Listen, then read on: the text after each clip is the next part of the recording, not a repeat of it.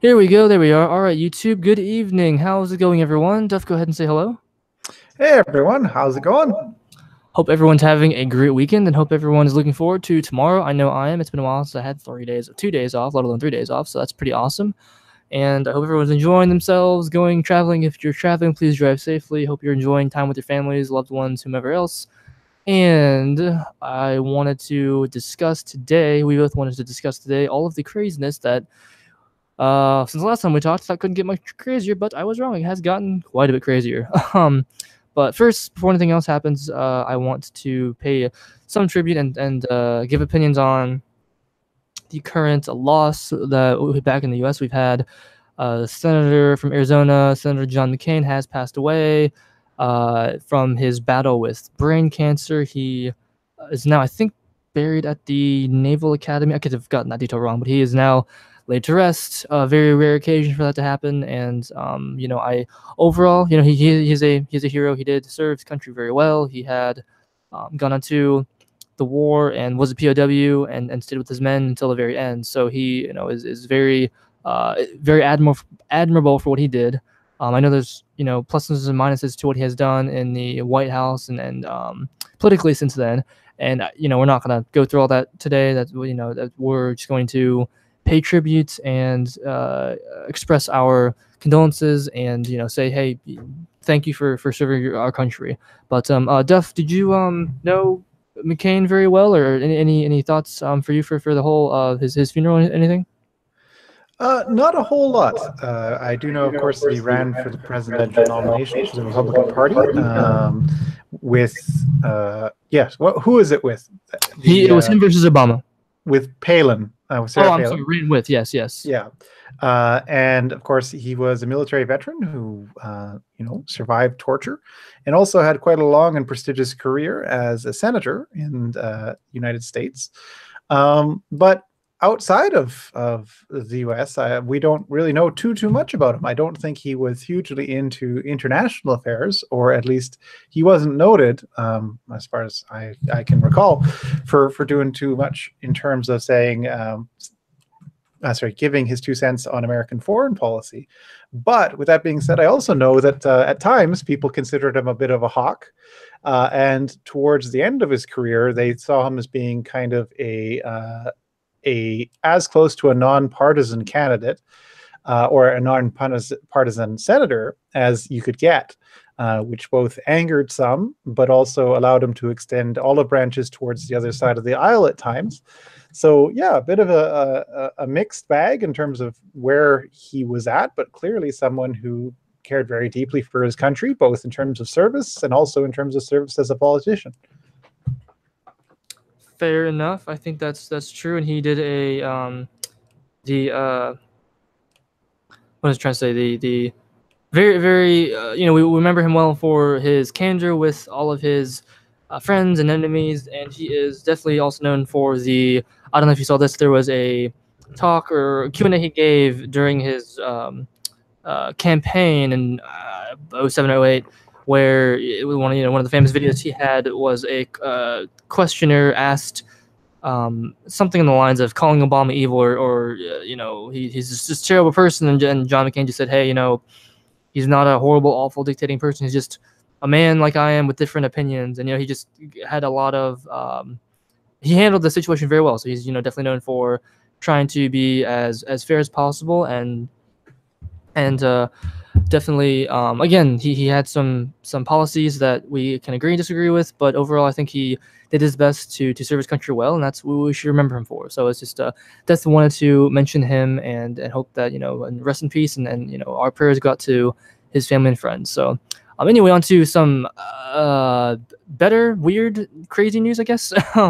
Everything happened so quickly, it's hard to keep track of everything, but some jumping to, I guess, we're just gonna call odd and crazy. I don't know if there's a really good category for it, but as we were discussing before we got live, there have been some crazy things happening, and I don't know if it's the Onion, but just other articles. I'll try to read one now. This is on the Daily Wire, and it talks about how there are a new string of lingerie, I guess, come out. This is the Home mystery, HOMME Mr. A, and it's making bras for men. So that's a thing, and I don't get why it's a thing. This says okay. This says from the Daily Wire. This says according to the Mirror, a UK company called Home Mystery aims to take frilly panties and wispy floral printed bras out of gender binary, providing lingerie and sleepwear exclusively for men. Um, this is new. I don't get why we'd want to have lingerie like this for men because usually, the point is to take off the clothes, as far as I know. And so adding, I don't know if that's really um necessary, but I guess if you're into that, then more power to you, I suppose. I don't know, Duff. Would you ever want to buy a bra? I don't know if I don't think it ever. I've never thought I'd have to ask you this question, but now I'm asking you this question. So what's going on? But I don't know. Are you interested in any kind of lingerie like this stuff? Well, I have to laugh about this because clearly this company is quite late to the party. It's not a bra, it's a bro when a guy's wearing it. Um, and it's just odd. Like, so functionally speaking, what is it supposed to support and what benefit does it provide the guy with? Because it's like, I'm all about compression tops. I can wear a compression top when you like roll in Brazilian jiu-jitsu and stuff like that. But these look like essentially ill-formed minus A cups. Yeah, I don't actually know what sort of appeal they're going with, but clearly they're trying to get the huge audience of males who wish to have firm support for their slightly oversized pecs. So no longer do you have to actually clench your pecs in order to keep them firm and in place. You can have one of these, and it might give the illusion of having slightly bigger pectorals than you might otherwise have. But yeah, I'm not quite sure. I'm not quite ready for male bras at this point. How about you there, AAA? Well, again, I mean, I don't understand the when it comes to being in the moment with your partner. I would imagine that you're taking clothes off. So men haven't worn bras. I mean, okay, we used to actually wear bras. There's history behind that. We took those off because it was ridiculous. But nowadays, the idea is to take clothes off. So I don't know why I'm putting more clothes on. There is actually a function to having women wear bras. And again, if you don't want to wear bras, women, I don't wear bras. I don't know how they fit, how they feel, all that fun stuff. And I'm imagining that if a woman really doesn't want to wear a bra, then she won't wear a bra. So I don't think that is a thing.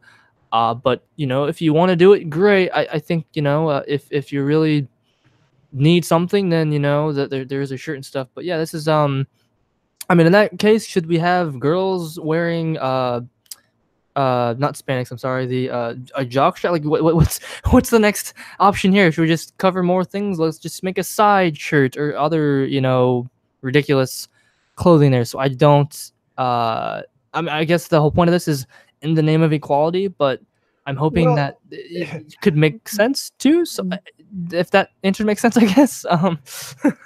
yeah, I think so. There's definitely an ideological backing behind this, which would seem to go along with the idea that there's a popular or at least noticeable push to try and remove the idea that the genders are separate in some way. And the way this, at least the article reads, it sounds as if they would prefer that men were shamed into wearing this so that their women would not feel uncomfortable having to wear their own undergarments. And it's faddish to the extreme. Like, to my mind, okay, if someone, if a guy, let's say, actually has mammaries or breasts, and it's causing them pain when they're moving around, and it could be alleviated by support, which is something that looks like a bra, go ahead. But if there's no particular function behind it, other than fashion, well, the thing is, fashion, at least high fashion, is often disconnected with what people wear on a day-to-day basis anyways. So this is simply something which is catching attention because of how they're choosing to market it. That is, let's get men to feel comfortable wearing this so that there is no difference between the sexes in terms of what they're wearing with regards to their undergarments. But in sort of more real world parlance, it's like, I don't see the use, but there's going to be one dude somewhere who can totally rock it, and that'll be the dude that sets the trend. Yeah, this was guys, if you want to wear bras, go for it. Girls, if you don't want to be with a guy who wants to wear a bra, don't. If you do, go for it. Again, I never thought I'd have to ask you, Duff. Are you into bras? That's a statement that I was never intending to ask you, and here I am. I don't know what I don't know what to say next. I mean, maybe they'll make double underwear now. I don't know what the Well, next see, I'm fashion. having a slight change of thought. Maybe, just maybe, this isn't about making men and women more equal in terms of the types of underwear that they wear. Maybe this is the long-awaited attempt to give men the boob pocket that we've been so sorely deprived of for all these years. Heavily endowed women have been able to put things in their pectoral area and store it without having to worry about losing it since time immemorial. Now it's men's turn. Okay, well, guys, go out and buy those. Oh, what's it called? I just had it here. I'll go out and buy those bras from Homemade Mystery. Go out and do it and be happy. I guess. I can't. I can't even. I don't know what to say about that. That's wow. And actually, along these lines, with a different form of clothing, apparently there is a new, also new trend or attempted trend, I guess, going along with the what's to say, the LGBTQIA safe sex guide says that the word vagina is no longer appropriate for female genitalia, and instead we must use the proper term front hole. That way we are more inclusive to every other gender, I guess. And they are, and which I would imagine then the next act is to call your butt the back hole, I suppose. Um, so which is kind of weird because they're. Have you heard about this one, Duff? No, but the thing is, I could totally see it coming. It's a language game, and so for the element of the LGBTQ plus and whatever other letters they wish to add in there, that is trying to normalize pretty much everything that they could possibly do. It's in their best interest to rename things so that they can control both how people refer to their own genitalia and also be able to rewrite the history of such things so that it would seem more normal than, let's say, it is statistically within the population. And that's just sort of the awkwardness. So if you are transitioning or if your genitalia is not, let's say, biologically compliant, then just call it your genitalia, right? Like, you don't have to reduce it to just having a hole, because the thing is, well, maybe you should just call it a evacuation organ. You have a liquid evacuation organ and you have a solid evacuation organ, and that would be at least more useful, because if you're talking about someone's front hole or their rear hole, what if they have an injury in between there? So you can get the confusion going on. So yeah, this is just another language game, and I don't think it will catch on, but I also think it's representative of a very small and very loud element of the LGBTQ community that doesn't seem to realize that it's easier to take someone seriously and see them as real people when they accept themselves and don't demand that everyone else have to conform in order for them to be the people that they are. Yeah, that's true, and I don't think again, I think this all comes down to boil back to the and decades ago it was okay if you were this orientation or whatever, okay, we're gonna shame you, hate you, whatever, and then that was wrong. We shouldn't have shamed those people. We shouldn't have said go into hiding, blah blah blah. And so now it's the opposite of okay, well now if you are straight, blah blah, we are this is terrible, awful, horrible. Well, if it was mean to do it to you guys, it should also be mean to do it to us. And it's there's no um the idea of okay, we need to win this.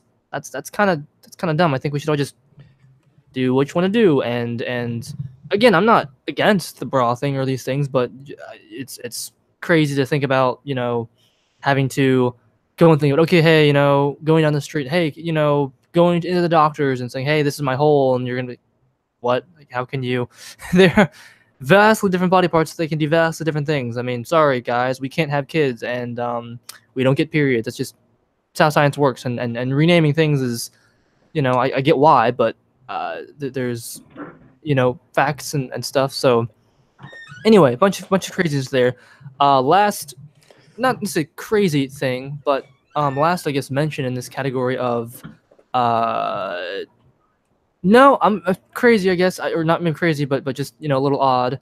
There was a article I also saw that is talking about the new cover girl for Cosmo, and I guess this model's name is Tess Holiday, and she is a very obese woman on Cosmopolitan, and she basically just says that I hate this whole I hate the patriarchal incentive of the right body type, so I'm gonna do what I want and look how I want. And she is an obese model on Cosmopolitan, so she's just saying, I don't care for your skinny preference, and I'm gonna do what I want to do. And anyone who says differently is, forget them. So it's a very interesting way to put that. But have you heard this story at all, Duff?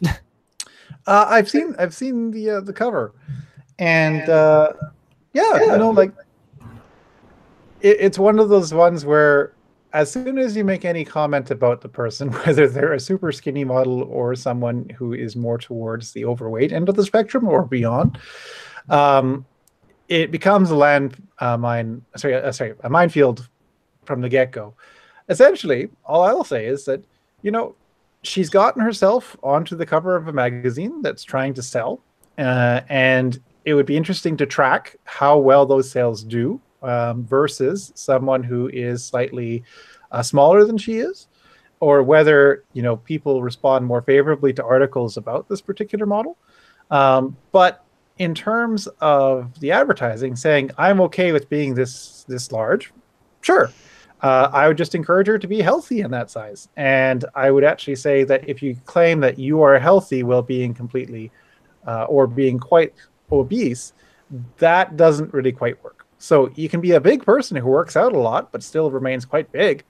And you can be quite a bit healthier than the big person who doesn't work out. So it's like, in terms of people saying different body sizes can be appreciated or good looking, sure.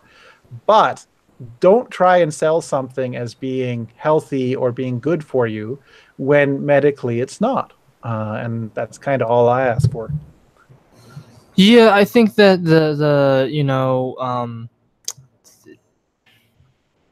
if you're obese, I hope you get healthy and that kind of thing. And then I don't think we or anyone's trying to say, okay, hey, if you're overweight, then well, you're just this awful, terrible person, you're a loser. No, I hope you get better, and I think it is healthier overall to get fit and be in your weight class. That's why we have weight classes and that kind of thing. And as far as I understand, honestly, the exercise a lot too, but I mean, it also, what you eat is a very big contributor to how much you weigh. And if there was someone that said, hey, you know what, I am a big person, and there are several videos of people going through a transformation of, hey, you know what, I'm a big person and I want to get skinnier, so I'm going to take it upon myself to get better and eat right, that kind of thing, and here's my transformation. If that was the story, I'd say, hey, great for that person to take care of their life and to make themselves healthier. Unfortunately, in this story, it's more of a here is who I am. If you don't accept me for who I am, then well, you're just this awful person. And so, and then again, it's even this article says a holiday made waves when her F Your Beauty Standards campaign on Instagram went viral. I guess she says, quote, I created the campaign out of frustration. I was angry and sad that people kept commenting on my picture saying, you're fat, you're too fat to wear that. Cover up, no one wants to see that.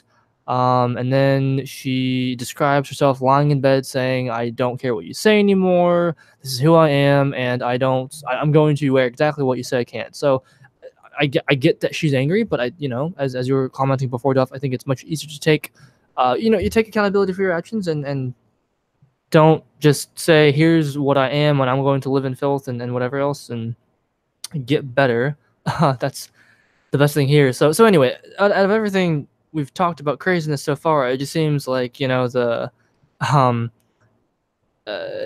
we're things are only crazy because there is a quote unquote issue or something we don't like, and we want to scream and yell as opposed to fix things. And I guess I don't know, Duffy. I can imagine maybe you can agree. We'll see. We'll continue to see crazy and crazier things as this, and I guess there is no limit to all this craziness. Is that fair to say? No, there isn't a limit, and nor will there ever be. So if we're talking about a news media that sells based off of readership, well, things which defy what your expectations are always going to catch people's eyes and actually sell copies. So it's interesting though. So this woman here, of course, she is obese, but I have to admire her for her tattoos. She seems to have taken that quite seriously. My only problem would be that it's like, okay, if you're going to do anything besides promote that you're a plus size model, how would you be able to do so and actually do so as a legitimate voice? So if this woman were to go and talk about, oh, breast cancer is a terrible killer of women, which it is, would she actually talk about the fact that obesity can be a contributing factor into the metastasization of breast cancer? Would she be able to go and say, well, actually, it's important to eat healthy and to manage your diet and to exercise a couple times a week, and do so legitimately once again? Because if she's just doing this as a model and as a model for a very specific audience, then sure, that makes total sense. She's appealing to the demographics that will be appealing to her, so that are appealed to by her. But in a larger sense, I don't see much of what she could talk about being used in a way that is representative of the information we have out there about things like obesity and other things. So she's actually kind of promoting a non-reality, which is that to be as she is there is a completely healthy thing. To appreciate herself as she is there, that's good. I like that. But it's basically a bit of a Trojan horse. They're asking you to do this so that you can accept the next thing, which they want you to be accepting of, without paying attention to any of the evidence or any of the contrary material about it. Yeah, I hope that that she does get healthy eventually, and then it's again, this is endorsing to me. It's like, oh, but you know what? If you're fat, that's okay, and you don't need to change. Everyone else should change around you. And again, the other main issue at this point is if you are okay in your body, but it's not necessarily healthy, and you say, okay, well, if I'd rather not change, and then no one else changes, then nothing gets done. But yeah, I think that there's no we should all be happier and stop hurting each other. And this is just kind of not the best way to treat it. So and this is not the first time it's happened. I think Maxim or another magazine company, I believe, had a similar case where they had another over plus size model, or maybe they actually invented the term plus size model, but it's oh yeah, recently we've had Sports Illustrated and others making use of the plus size community. And what's crazy about it to me is that for me, someone who is voluptuous, let's say, or or built with curves, that's something which is really cool. Those people look really good, but they're abusing what that term is supposed to mean. So if this person is saying right now that they're a plus size model, I'd be like, no, there has to be a different category, because you're now beyond simple voluptuousness into something which is, let's say, bigger still. And you're trying to change the parameters of how we were defining that. Because you can have women who carry a little bit more in terms of curves and ultimately fat deposits, and they look really, really, really good. But in terms of personal preference, this is not the same as saying someone is voluptuous and good looking. No, I agree with that, and I think that's I mean, personally for me, I mean, I like I have friends who go, oh well, they've got a great ass, or they got, their front's great, and I go, man, I just kind of want someone who's proportional and has a maybe athletic build, but I'm not too crazy picky. I don't think about overall features, so I think proportions are great, and so yeah, if something's they're really big upstairs or downstairs, and they go, well, yeah, but that's not A, healthy for her, and B, it's still, again, I think proportional is great, and voluptuous is, yes, I agree, is definitely a range, and the girl in this magazine is over obese. I mean, that's to put it bluntly, she's there. So it's as you said, abusing the word and not really helping anyone's case to say, oh yeah, this is normal. Well, I mean, that's debatable, but yeah, it's I hope that we don't see necessarily more people there. And again, I don't know. I think sales will matter, because I can imagine that if this person's on the cover of a magazine, then maybe they'll lose sales. So, and correct me if I'm wrong, Duff, but I think a lot of the magazines here, that promote all these, you know, thinner models and whatever for the magazines, many of them are backed and run by women, if I'm not mistaken, right? I actually wouldn't know enough to actually comment on that one way or the other. Um, but they're definitely backed by people who are uh, trying to change people's perceptions of wide variety of issues, or people who realize that if they want to sell more of their particular issue, they have to figure out something which is going to catch attention, because by and large, magazines as a print medium are falling to the same thing as, let's say, standard news and other things, in that most people would rather access things for free online. So you have to get doubling down on things which will be controversial in order to stay relevant, especially if you intend to keep on putting your magazines out in a print issue, as opposed to making it a subscription service and sending it out via PDF, or just housing it all on a website.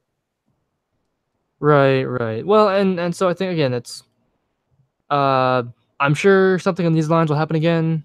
It's happened in the past, it'll happen in the future. I don't think these things will catch on. Of course, we like what we like, and we're not really going to change a whole lot, because we like what we like, and that's just human nature to have a specific preference to things. And men, generally speaking, like attractive females. And if you find this attractive, good for you. Some men will, some men won't. So we'll see how sales go, and that's kind of like everything else there is. There's always that phrase I keep hearing now online too: is go woke, or I'm sorry, get woke, go broke. So we'll see what happens there overall. Anyway, moving on to another crazy story, but not as ridiculous. Maybe it's a different. It's a bad things have happened over at in another area. So we'll switch gears a little bit. For those of you who don't know, there has been quite a lot of substantial allegations against specific or higher-ranking officials in the Vatican and other areas like that for molestation, that kind of thing, and very credible allegations. And right now, the Pope has been he has been asked about what's going on, and he's not given a lot of clarity about what his opinions are, if anything at all. So this is a pretty big can of worms that opened about these molestations, and it's kind of looking like a giant cover up, and it does not look good to see what's happening here. So good that they've uncovered this. It looks obviously terrible in the Catholic Church to see all these molestations happening, and hopefully we figure out why this happened and make sure it never happens again. But yeah, the Pope does not look very good right now. Duff, have you heard any more details about the story? Well, what's happening right now is that there's a confluence of three stories going on. There is the findings of, I think it's the Massachusetts case, where they were finding out about various sexual abuses going on in the States. There's been things going on in Chile recently with regards to this as well. And then there's been a particular cardinal who had been sidelined by the previous pope, who got taken, put back into a position of power. But he is notable because he was actually taking advantage of seminarians. So literally people who were training to become priests. So you have it on many levels, both at the priest with regards to his congregation and the children in the congregation. You have it with regards to priests and other priests, and this idea that if you have a sexual predator amongst the priesthood, one of the things that they would do would be to confess to another priest, therefore preventing them from being able to disclose anything which actually happened in confession, and also making sure to disclose that there's many other priests like him in the general region. So you feel like you can't say anything. And then you have this sort of sexualized behavior happening amongst basically priests who are teaching other priests, kind of thing. So it's many leveled, and it kind of speaks to the fact that the Catholic priesthood as a whole operates within a kind of gray area, which means that if something bad happens, the church, or at least elements within the church, see it as being preferable to move these people around or to suppress the story than to let it come out, or to turn it over to secular authorities to say, hey, this is child abuse. This needs to go someplace else, because within our community, we can't deal with it properly, considering we don't know who else is essentially a child molester. And the question then becomes, well, how do we expect them to police themselves when it seems that this is a multi-generational problem? So it's not as if you look back to a better time like 30 years ago where there were great priests who weren't doing this. No, this is something which has been ongoing. The big kicker that I find, though, is people like Matt Walsh, who actually do a podcast over on Daily Wire, try and connect this with the homosexual agenda within the Catholic Church. And that's actually something which I think is kind of stupid and sad, that they're using that as a bit of a scapegoat, because it's not as if any of these priests have said that they were gay. What they have basically done is proven that given power, they're willing to use that power to sexually take advantage of children. And that's a very different thing. But what are your thoughts on this, AAA? Well, like I said, well, as the article says, I think that it's just terrible that this has happened at, this has happened today. This is awful. It's happened so often, which is awful. And I mean, I'm just surprised that there's no, I mean, even a statement saying, hey, this is terrible, awful, horrible. I'm sorry it happened. We'll get down to it. Like that statement from the Pope. Okay, that's something at the very least. He's concerned about that. But for him to say, nothing, or well, maybe it did, maybe it did not happen, which was very, very shady and very unruling. We had a similar, not maybe not similar, but a similar event happening with Benedict XVI, and he, I think, resigned from his position there. And it's just getting very, I mean, that's always kind of the running joke with other religious folk who joke about, oh, if you're Catholic, you have to go and go to the priest if it's a dark room alone. Be careful because you're going to get assaulted. So that's always a joke. But I mean, this and of course there have been cases in the past where these things have happened, but it is very.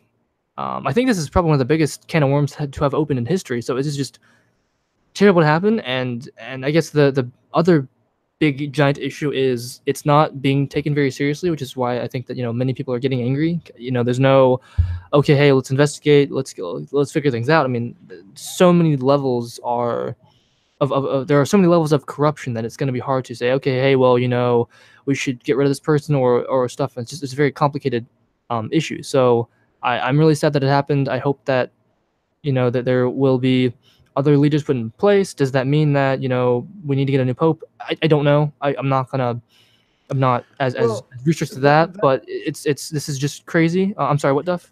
I was going to say that's kind of the. I think the issue itself more so has to do with the idea that um, when we're extending religious freedoms to religious groups, that allows them to create leadership structures that can create their own um, uh, process for dealing with things, and that's not something which should be extended to religious groups on the ground of religious freedoms when it comes to the violation of what we consider to be the rights of citizens. And so the idea that if you are suspected of being a sexual predator, you can be sent somewhere else to do penance, do many, many Hail Marys, ask for forgiveness of your soul every day. That's a cop out. And it's something which has to be nipped in the bud, not just in the Catholic system, but also in all religious systems, where it's like we cannot accept that they have a parallel structure that allows them to discipline themselves while ignoring the law of the land. And it also kind of gets to the fact that, okay, in the Catholic Church, what is the justification for celibate priesthood?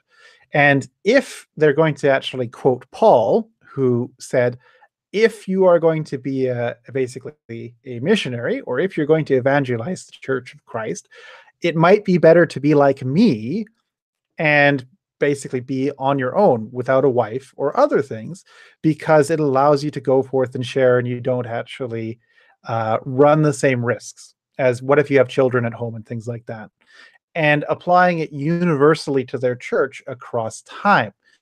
And you go, the issues which have cropped up around this celibate priesthood, although not all priests are doing this thing, are such that maybe, just maybe, the slightly tenuous stance which Paul took and trying to say that that is for everybody all the time who wishes to be a priest doesn't work and should be done away with. In fact, it's bad doctrine.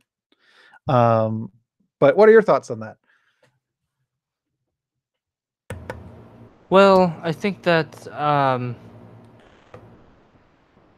mean, yeah. Overall, I just think it's it's terrible, and this needs to be looked at a more scrutinized more. I've heard a few comments too where because the Pope is so, uh, um, I don't say leftist, but he has views that are I guess I've been hearing a lot of things where the Pope has kind of treated this much less and goes, I've got environmental issues to worry about. I gotta be more equal with the LGBT community, all that kind of fun stuff. So it's almost as if this is it's a problem, but I've got bigger fish to fry. So that's also a terrible way to handle things.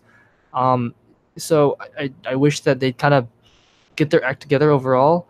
But and I guess the bigger fear is now if they're stance is okay, hey, we'll take a look at it, then will it be solved? And it's going to become a bigger issue. And then does, what else, what other intervening needs to happen? So, I guess from the looks of it, I don't know, Jeff, do you think that there's going to be a resolution with this maybe, or is it fair to say that there's a good chance of things kind of remaining, I don't want to say scandalous, but having this, do you think, I guess, would there be a good chance of having any uh, solving any problems in the future? Maybe.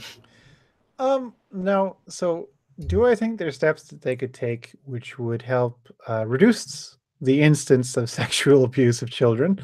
For sure.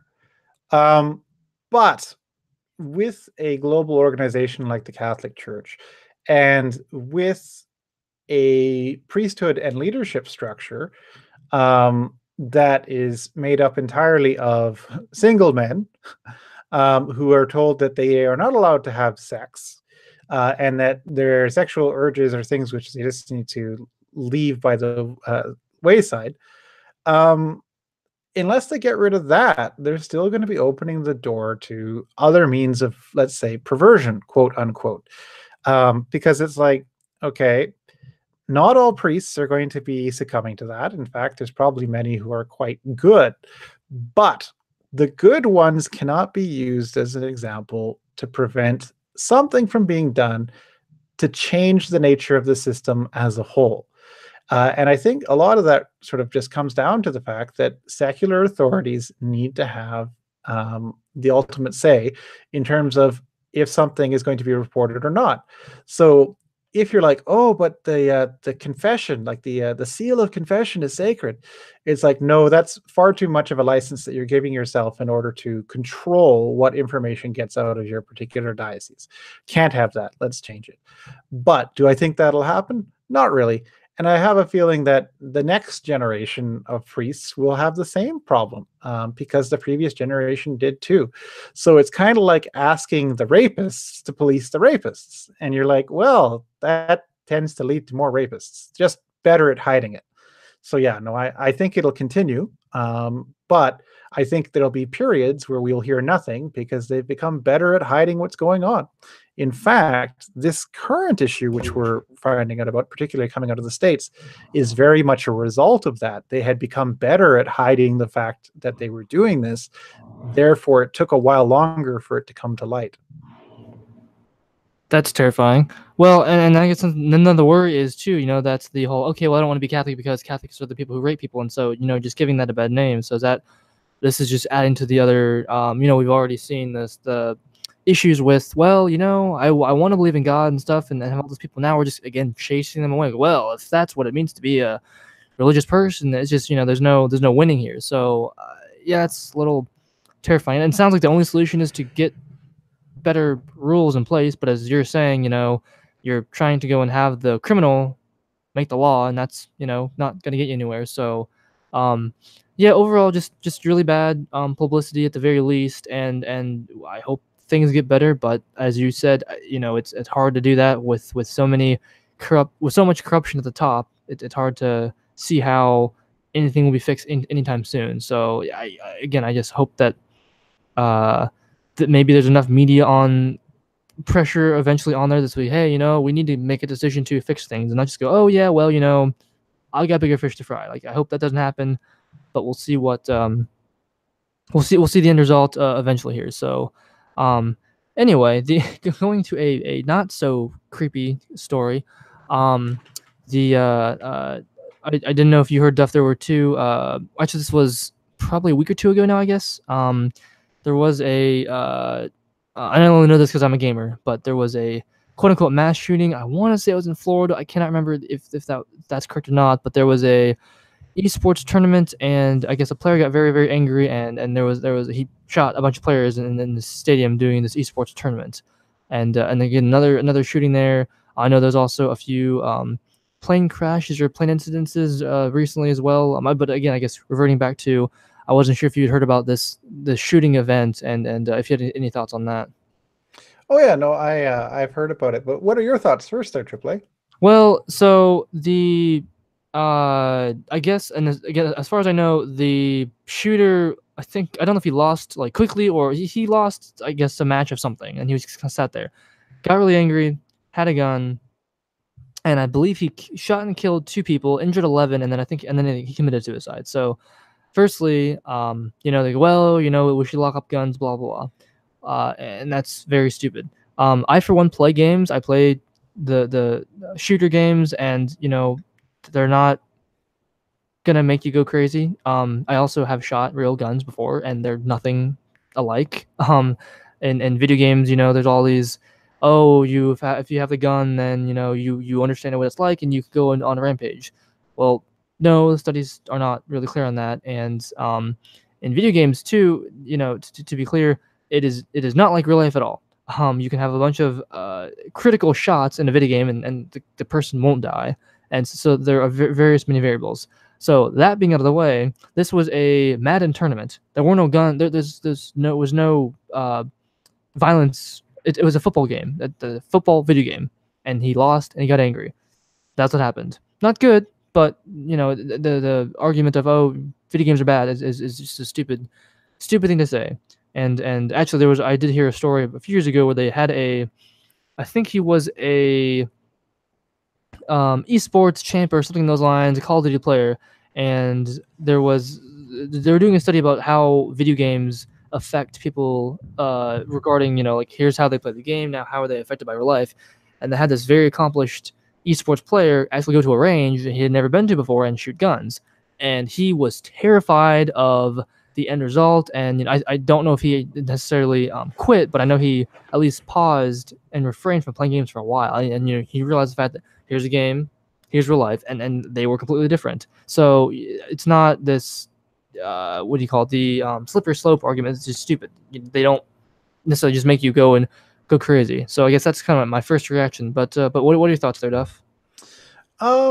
So I think what you're getting at, and I'm with this opinion too, is that there's conflation that's going on two different levels. So first, there's alarmism over video games in general from some elements of the media and the populace that because there's violent things that go on in video games, this makes people inherently more violent, which, as far as we know, in terms of studies and statistics, that's not true.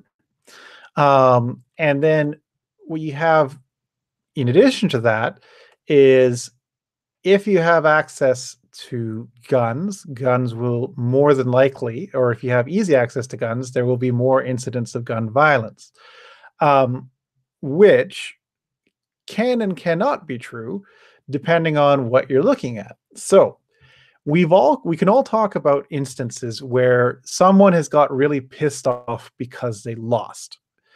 And many bar shootings probably stem out of this, where it's like, okay, someone got really angry and they have access to a gun, so they go for it. But the degree to which this person pursued their shooting incident seems to actually imply a lot of either willingness to go through with this or having some forethought that I'm going to do something if I lose. And so that sort of speaks more to the psychological state of the individual. And if somebody is on a hairpin trigger enough that they're going to do something violent if certain conditions are met, you can't really look out for that and you can't really stop it. So the great sadness here is that you have people who got together to have fun playing football, which is, an American pastime, and doing it as a video game is a lot of fun. Being in an area where someone who was psychologically disturbed and also decided that losing was sufficient enough cause for them to shoot other people. And you can't really defend against that unless you're going to be saying, okay, let's pat people down before they come into video games tournaments. Now, there's a sort of a side story to that, in that many professional gamers have said they wished that the venues that host professional gaming tournaments were a little bit more serious about security in terms of who comes in and who gets out, because oftentimes people seem to be able to come into areas where the gamers themselves have been told, no, this is a gamer area only sort of part of the venue. Now, that's not what happened here. This is where someone who was in the tournament got taken out of the tournament early because they didn't play well. Maybe they played someone of significantly better skill, or maybe they just had an off day. But in their head, that was sufficient enough that I'm going to go and do something terrible. And I don't know what you can do about that, because unless you're willing to actually psychologically profile everybody and keep tabs on everybody, there's going to be people who decide to take actions like this who are going to slip through. So, if there's something to be taken away from this, maybe the video gamers who say that there needs to be a little bit more security in terms of who can get into a video game venue or not might be right. But I don't know too much else you could do. No, that's fair. And like I said, I think that this is a horrible event. I just, hope that people realize that it's not they're not similar, and yeah, there's what we can do now is up security, have a, I mean, I say better mental check, but that's not really uh, not feasible. I don't know if it's the right word, but I don't think that's really gonna do any good. Um, but the yeah, up security and try to no, that's it. I think that's the best thing to solve. And this is terrible event, and talking or seeing the reaction from all the other players, they all feel terrible what happened. But I guess this also kind of goes to the fact of the this person, whoever it was, they had been, I guess, really good up until now, and then they didn't know how to deal with the pain of loss. They go, hey, I lost this game, okay, and then they didn't maybe have enough willingness or practice on saying, I screwed up on something, it's okay, tomorrow's a new day. I guess they were just so used to being right that something just triggered, and which is terrible. So maybe a lesson to be learned is we need to experience failure more often so these things don't happen, and learn from them. Is that do you think that's fair to say, Duff? Well, the only thing which I would say you have to take into account too is that this wasn't somebody who just had a bad day. This is someone who had some sort of psychological ailment. And I think he actually posted on his Twitter that he was going to go and do this after he lost. So it might just be that in the video gaming community now, they have to raise awareness of mental health issues. And that's a sad thing, because as much as people want to vilify video games, essentially they're escapism. They're things where you can go and do something and pretend to be someone other than who you are, and you can get good at it and maybe find ways of becoming popular or well known in ways that you couldn't in your real life. So it's taking something which actually has a tremendous upside, and is bringing it to a worst possible outcome in many ways. So yeah, mental health, security, as we said earlier, but also, you can't really stop something like this. And what you need to make sure is it doesn't actually destroy your love of what you do or of going to tournaments like this. Yeah, it's again, sad it happened, and I hope that we can learn from it, basically. So it's like I said, hope the security, and hopefully this something on these lines never happens again with what we know now. But uh, anyway, onto a better note, I guess. I don't really call that. This is just a last interesting bit of news. This is something we talked about before too, Duff. There was a trailer for this new movie regarding the landing on the moon, called First Man, which looks like an interesting movie. And apparently, this article talks about that a key scene is left out of the movie. So there will be no scene depicting the U.S. flag being planted on the moon, which is kind of strange. And I guess Ryan Gosling, I guess he plays Neil Armstrong in the movie, and he talks about the omission and says that I think this was widely regarded in the end as a human achievement, and that's how we chose to view it. So we're kind of taking away, I guess, the American pride here is the argument, and just going for, okay, we people landed on the moon. And I mean, I think this is kind of dumb. We should just say, I mean, Russia beat us into space. We beat them to the moon. So there's that. And it's, when we've had so many advances since then, we do a lot of research every year for ourselves and other countries. So I don't think this was really, keep it in the movie. As far as I can see, I don't know why this had to be taken out. I think it is a great accomplishment that we were able to do get this far. And actually, as a bit of a digression, I talked about this to my dad tonight, and he mentioned one of his friends, and they talked about the not necessarily American pride, but other countries and our competition.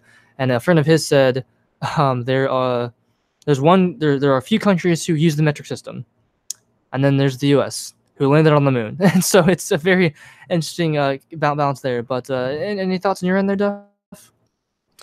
Well, this is one of those topics where it kind of illustrates the separation between Hollywood and what the larger culture might expect. So, if you're going to do this movie, you could totally release it as different versions for different regions. And okay, if you want to make money, which is technically what they're aiming to do, in the Asia Pacific region, take out the scene where they plant the flag. But to remove that from, let's say, the America Canada region or even the European region's movie, it seems to be in bad taste.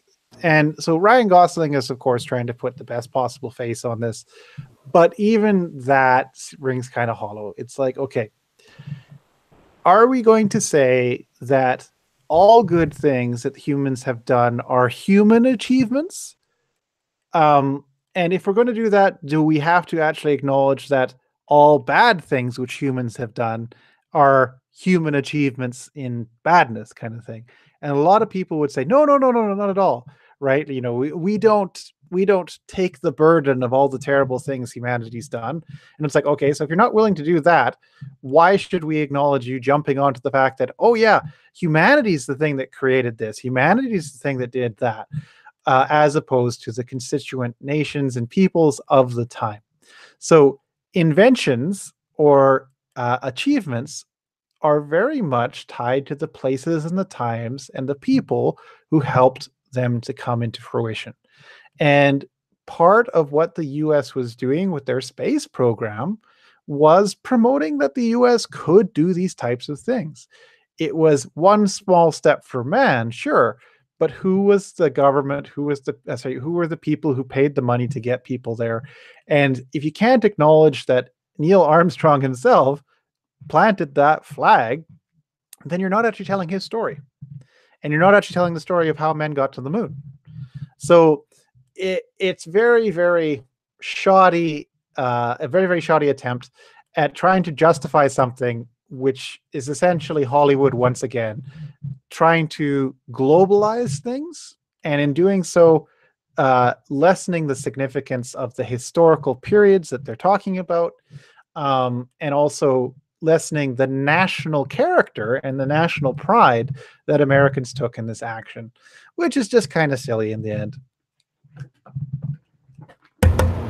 Yeah, I agree. And then that's a good point you made too. I think it'd be easier to just say, hey, here's a different version of the movie. Like that one, go watch that one. So this is a little ridiculous, and who knows, maybe I'm curious to go and see the trailer. We'll see if it's any good, but it's very annoying, and I guess as the saying goes, whatever they touch, they ruin, and I don't know why this was a thing, but, controversy, media, blah, blah, blah. So it's just a bunch of fun things. But, so anyway, I thought, it's, I have not seen the trailer for it. I'll have to go and watch that. Maybe it's a good movie. Maybe it's not. Maybe it's still worthwhile seeing, but who knows? So hopefully things will be a little bit less crazy on that end. But as far as it's just, but now I guess, and to end on a better note, I think it looks like Trump's nomination will go through. Very, very possibly. There's still Democrats are trying to hold it up, but I mean, that should go through fairly well. And then there is good news out there. Don't want to have be this gloom all the time. There are good things happening, so that's pretty great.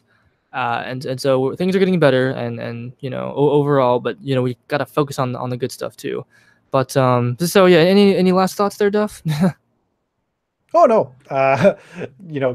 good luck to all the students who are going to be going back to school this week, and good luck to all the teachers too. Yes, indeed. Good luck to all of you guys. Hope you have a great rest of your weekend, and we will see you here next week. So until then, we will sign off there. Sign off there, Duff. Have a great week, everyone. Cool, everyone. Thank you for tuning in. We'll see you next time.